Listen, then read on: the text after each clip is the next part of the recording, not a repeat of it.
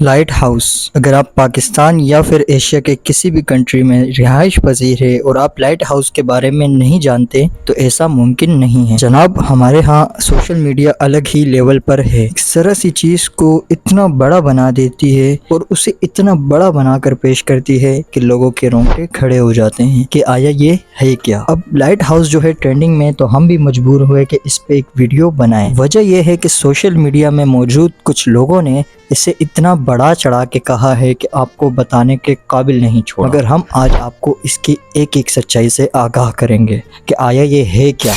تو آج کل چکن گونیا کے بعد ایک نئی بیماری آ چکی ہے، short cut way to become a rich person. اب یہ خیال تو ایشین کا پرانا تھا، مگر اسے فریش کرنے والی چیز لائٹ ہاؤس کی سیلری ہے۔ آئس لینڈ کی گورنمنٹ آپ کو بنا کسی بدتمیزی یا بدکلامی کے منتھلی $1.5 ملین دے گی۔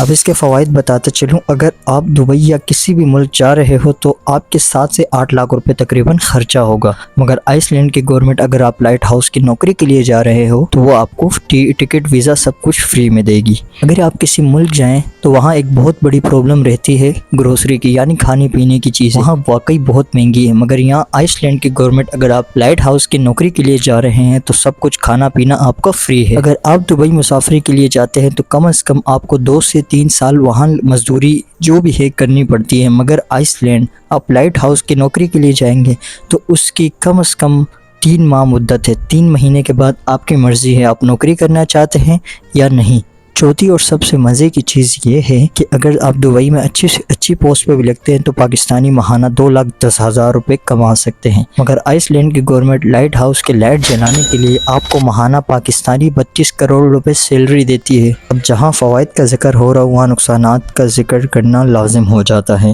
یہاں آپ نے 3 مہینے نوکری کرنی ہے بنا کسی انٹرنیٹ کے، بنا کسی ایکٹیویٹی کے۔ آپ نے سوشل میڈیا سے سنا ہوگا کہ سمندر کی لہریں کی حد اتنی بڑھ جاتی ہے کہ رومز تک آ جاتی ہے۔ یہ ان کے سسٹر کا روم نہیں جو گراؤنڈ فلور پہ بنا ہے، یہ ایک چٹان پہ روم بنا ہے، یہاں تک آپ کو سمندر کی لہریں چھو نہیں سکتی۔ پھر کچھ لوگ ثبوت کے طور پر ویڈیو پیش کرتے ہیں جو AI سے جنریٹڈ ہوتی ہے، تو ایسے لوگوں سے دور رہیے۔ یہاں آپ بالکل تنہا ہوں گے، 3 مہینے تک کوئی چیز آپ کے ٹچ میں نہیں ہوگی۔ ایک اور چیز، یہ گزشتہ 10 سال کا ریکارڈ ہے، 400 سے زائد بندے ایکسپائر ہیں یہاں ایک اندھے کی چیز رات کو ڈراتی ہے۔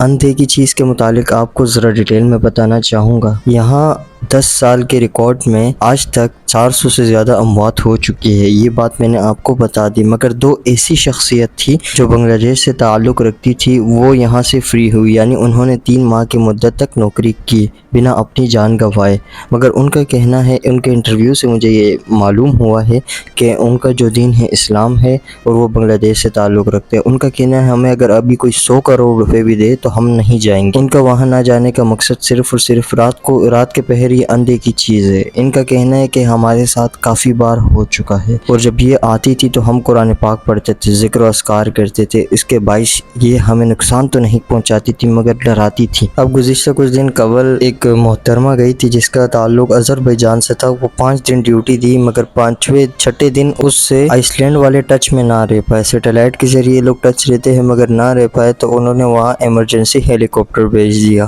مگر پتہ لگا کہ وہ لڑکی وہاں مری ہوئی ہے۔ مگر ایک بات آپ کو چونکانے والی ہے کہ وہ جو لڑکی مرتی ہے وہ ڈر کے مارے مرتی ہے، اور اس سے قبل 400 بندے بھی جو مرتے ہیں ڈر کے مارے مرتے ہیں۔ یہاں ان پہ کوئی تشدد کا نشان، کوئی نشان ایسا نہیں ہوتا، بس وہ ڈر کے مارے مر جاتے ہیں۔ جناب میرے کچھ سوالات ہیں اس نوکری کے متعلق، اگر آپ کو ان کے جوابات کا علم ہو تو مجھے ضرور بتائیے گا۔ کیا اگر یہ لائٹ نہیں جلے گی تو آئس لینڈ میپ سے ہٹ جائے گا؟ یہاں موت پکی ہے، یہ بات جانتی ہے آئس لینڈ کی سرکار اور آج کل کے عوام، مگر پھر بھی آئس لینڈ کی سرکار اس سے پیچھے نہیں ہٹتی بلکہ باہر سے لوگوں کو ہائر کرتی ہے۔